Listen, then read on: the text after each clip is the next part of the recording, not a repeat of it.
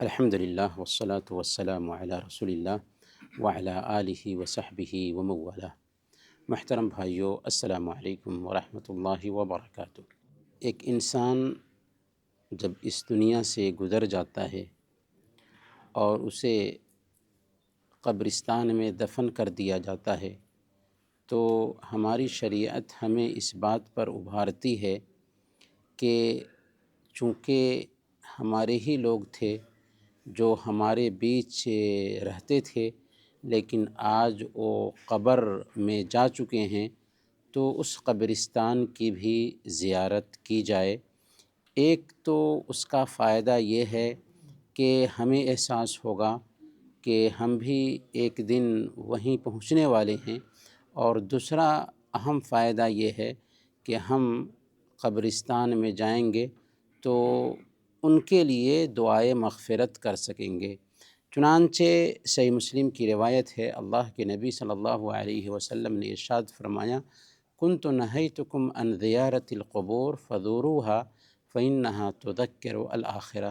ہم نے تمہیں شروع میں قبروں کی زیارت سے منع کیا تھا، لیکن اب تمہیں اجازت ہے، تم قبروں کی زیارت کر سکتے ہو، کیونکہ قبروں کی زیارت کی وجہ سے آخرت کی یاد دل میں تازہ ہوتی ہے۔ کیوں اللہ کے نبی صلی اللہ علیہ وسلم نے شروع میں قبروں کی زیارت سے منع کیا تھا؟ اس لیے کہ شروع میں جو اسلام قبول کرنے والے صحابہ تھے، ان کے بارے میں ڈر تھا کہ ایسا نہ ہو کہ قبرستان جائیں گے تو قبر والوں سے ہی مانگنا شروع کر دیں۔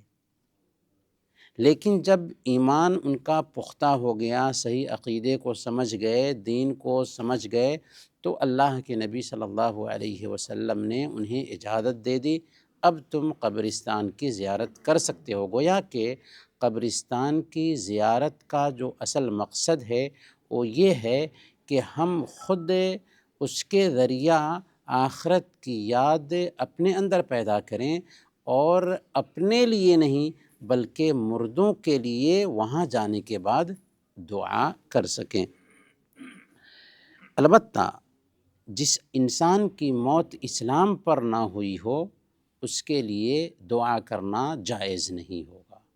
اسی لیے اللہ رب العالمین نے بیان فرمایا، ما کان للنبی والذین آمنوا ان یستغفروا للمشرکین ولو کانوا اولی قربی من بعد ما تبین لهم انہم اصحاب الجحیم، کہ نبی اور ایمان والوں کے لیے جائز نہیں کہ وہ کسی مشرک کے لیے دعائے مغفرت کریں، اگرچہ ان کے رشتہ دار ہی کیوں نہ ہوں، جبکہ ظاہر ہو جائے کہ وہ جہنمی ہیں۔ یہ آیت کریمہ اصل میں ابو طالب کے حوالے سے اتری، جبکہ ان کی موت کا وقت تھا۔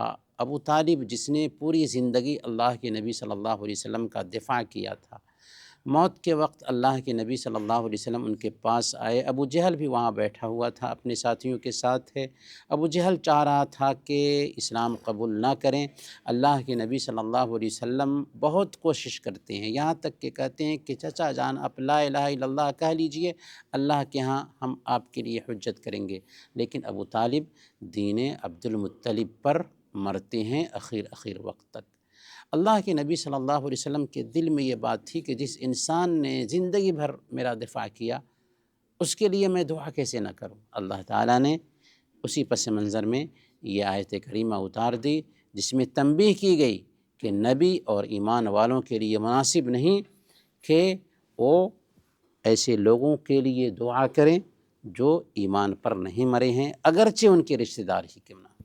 اسی لیے اللہ کے نبی صلی اللہ علیہ وسلم خود اپنی والدہ کے بارے میں بیان فرماتے ہیں، اور صحیح مسلم کی یہ بالکل اوتھینٹک روایت ہے، استأذنت ربی ان ادور قبر امی فأذن لی واستأذنته ان استغفر لها فلم یأذن لی۔ میں نے اللہ سے، اپنے رب سے اپنی ماں کی قبر کی زیارت کی اجازت طلب کی تو اللہ تعالیٰ نے مجھے اجازت دے دی، لیکن میں نے اجازت طلب کی کہ ان کے لیے دعائے مغفرت کروں تو مجھے اجازت نہیں دی گئی۔ صحیح مسلم ہی کی روایت ہے۔ اللہ کے نبی صلی اللہ علیہ وسلم کے پاس ایک صحابی آئے، انہوں نے اللہ کے نبی صلی اللہ علیہ وسلم سے پوچھا کہ میرے والد کا کیا انجام ہوگا؟ آپ نے فرمایا ہوا فی النار، وہ جہنم میں جائے گا۔ اس کے دل کی کیفیت بدلنے لگی، کیونکہ باپ کا مسئلہ ہے۔ اللہ کے نبی صلی اللہ علیہ وسلم نے سنا تو کہا ابی و ابا کا فی النار، میرا باپ اور تیرا باپ دونوں جہنمی۔ تو ایک نبی کا باپ بھی جہنم میں جا سکتا ہے، اور نبی کے لیے کوئی عیب کی بات نہیں ہے، کیونکہ جس کی موت اسلام پر ہوئی ہو وہی جنت میں جائے گا۔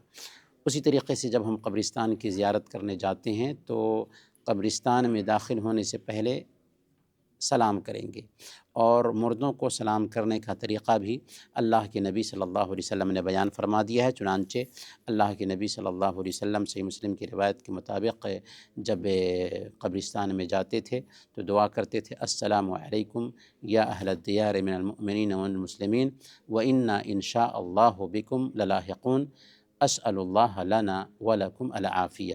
تو یہ دعا کرنی چاہیے جب ہم قبرستان میں داخل ہوتے ہیں۔ تو اسی طریقے سے قبرستان میں جانے کے بعد مردوں کے لیے دعا بھی کرنی چاہیے۔ اللہ کے نبی صلی اللہ علیہ وسلم نے بیان فرمایا، صحیح مسلم کی روایت ہے کہ جب ایک انسان مر جاتا ہے تو دنیا سے اس کا تعلق ختم ہو جاتا ہے، البتہ 3 چیزیں باقی رہ جاتی ہیں جن کا ثواب اسے ملتا رہتا ہے۔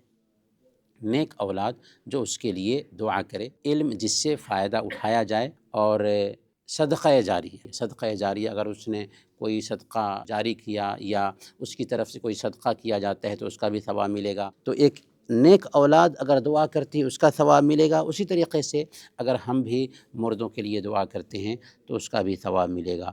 اسی طریقے سے مردوں کو برا نہ کہا جائے، مرنے کے بعد کسی کو برائی سے یاد نہیں کرنا چاہیے۔ البتہ یہاں پر ایک اہم نقطہ جو سمجھنے کا ہے وہ یہ ہے کہ ایسا انسان جس نے اپنی زندگی میں بہت سارا گناہ کا کام کیا، برائی کا کام کیا، اور اس برائی کا اثر دوسروں پہ بھی ہو سکتا ہے، تو تنبیہ کے لیے بتایا جا سکتا ہے کہ فلاں ایسا تھا، تاکہ اس کی برائی کا اثر دوسرے قبول نہ کریں۔ کیوں برا نہیں کہنا چاہیے؟ اس لیے کہ اللہ کے نبی صلی اللہ علیہ وسلم نے ارشاد فرمایا، صحیح بخاری کی روایت ہے لا تسبوا الاموات فانہم قد افضوا الی ما قدموا، کہ مردوں کو برا مت کہو کیونکہ وہ اپنے انجام کو پہنچ چکے ہیں۔ اور اگر کوئی انسان فسق و فجور کی دعوت دیتا تھا، برائی کی طرف بلاتا تھا، اس کو یا اس کی برائی کو بیان کرنا کیوں ضروری ہے؟ اس لیے ضروری ہے کہ اللہ کے نبی صلی اللہ علیہ وسلم نے خود اس کی اجازت دی ہے۔ چنانچہ صحیح بخاری اور صحیح مسلم کی یہ روایت ہے، اللہ کے نبی صلی اللہ علیہ وسلم صحابہ کرام کے ساتھ تھے، ایک جنازے سے گزرے تو صحابہ نے اس کی تعریف کی۔ اللہ کے نبی صلی اللہ علیہ وسلم نے کہا وجبت، اس کے لیے واجب ہو گئی۔ ایک دوسرے جنازے سے صحابہ کا گزر ہوا تو صحابہ نے اس کی برائی بیان کی، تو اللہ کے نبی صلی اللہ علیہ وسلم نے کہا کہ وجبت، اس کے لیے واجب ہو گئی۔ صحابہ نے پوچھا کہ کیا واجب ہو گیا؟ آپ نے فرمایا تم نے فلاں کے لیے فلاں کا اچھائی سے نام لیے تو اس کے لیے جنت واجب ہو گئی، اور تم نے اس جنازے کا برائی سے نام لیا تو اس کے لیے جہنم واجب ہو گئی۔ انتم شہداء اللہ فی الارض، تم زمین پر اللہ کے گواہ ہو۔ تو یہاں پر آپ غور کریں کہ جس انسان کے اندر کوئی برائی ہو تو مرنے کے بعد بھی اس برائی کا ذکر کیا جا سکتا ہے تاکہ اس برائی سے لوگ بچ سکیں، لیکن علی العموم مردے کا برائی سے نام نہیں لینا چاہیے کیونکہ وہ اپنے انجام کو پہنچ چکا ہے۔ اسی طریقے سے قبروں کی زیارت تو ہونی چاہیے، لیکن قبروں پر چراغاں نہیں کیا جا سکتا، قبروں پر مسجد نہیں بنائی جا سکتی۔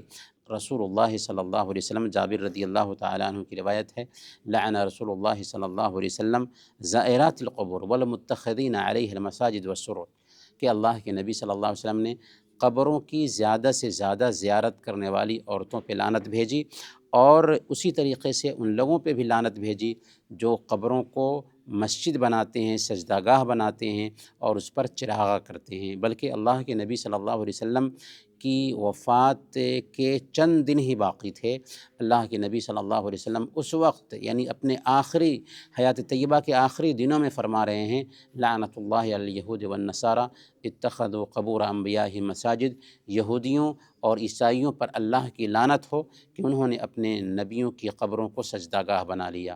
حضرت عائشہ صدیقہ رضی اللہ تعالی عنہ بیان فرماتی ہیں یحذر ما صنعوا، اللہ کے نبی صلی اللہ علیہ وسلم یہودیوں اور عیسائیوں کے طریقہ سے منع کر رہے تھے کہ ایسا نہ ہو کہ ہماری امت بھی ویسا کرنے لگ جائے۔ لولا ذلک لأبرز قبرہ، اگر اللہ کے نبی صلی اللہ علیہ وسلم کو ڈر نہ ہوتا کہ میری امت بھی میری قبر کے ساتھ ویسے ہی معاملہ کرنے لگ جائے گی جیسے پہلے امتوں نے اپنے نبیوں کے ساتھ اپنے ولیوں کے ساتھ کیا، تو آپ کو کھلی جگہ پر دفن کیا جاتا، لیکن آپ کو ڈر تھا کہ ایسا نہ ہو کہ اللہ کے نبی صلی اللہ علیہ وسلم کی امت بھی آپ کی قبر کے ساتھ ویسے ہی معاملہ شروع کر دے، اسی لیے آپ کو آپ کے گھر میں دفن کیا گیا۔ یہ بات حضرت عائشہ صدیقہ رضی اللہ تعالی عنہ بیان فرما رہی ہیں۔ گویا کہ قبروں کی زیارت تو ہونی چاہیے، لیکن قبرستان میں مردوں کے لیے دعا کی جائے گی، ان سے نہیں مانگا جا سکتا، کیونکہ مردے کچھ اختیار نہیں رکھتے۔ اللہ کے نبی صلی اللہ علیہ وسلم نے حضرت ابن عباس رضی اللہ تعالی عنہ کو سمجھاتے ہوئے، جو چھوٹے بچے تھے، یہی بات کہی تھی کہ جب مانگنا ہو تو اللہ سے مانگو، مدد طلب کرنی ہے تو اللہ سے مدد طلب کرو، اور یاد رکھو دنیا کی پوری طاقت بھی تجھے فائدہ پہنچانے کے لیے اکٹھا ہو جائے تو اتنا ہی فائدہ پہنچا سکتی ہے جتنا اللہ نے تیری قسمت میں لکھ دیا ہوگا، اور دنیا کی پوری طاقت بھی تجھے نقصان پہنچانے کے لیے اکٹھا ہو جائے تو اتنا ہی نقصان پہنچا سکتی ہے جتنا اللہ نے تمہاری قسمت میں لکھ دیا ہوگا۔ تو یہ ہیں زیارت قبور کے آداب جن کو سامنے میں رکھنا چاہیے۔ اللہ تعالیٰ سے دعا ہے کہ اللہ تعالیٰ ہم سب کے ساتھ خیر کا معاملہ فرمائے، اور ہم سب کی موت ہو تو ایمان پر وفات دے۔ آمین۔ وصلی اللہ علی نبینا محمد وعلی آلہ وصحبہ اجمعین۔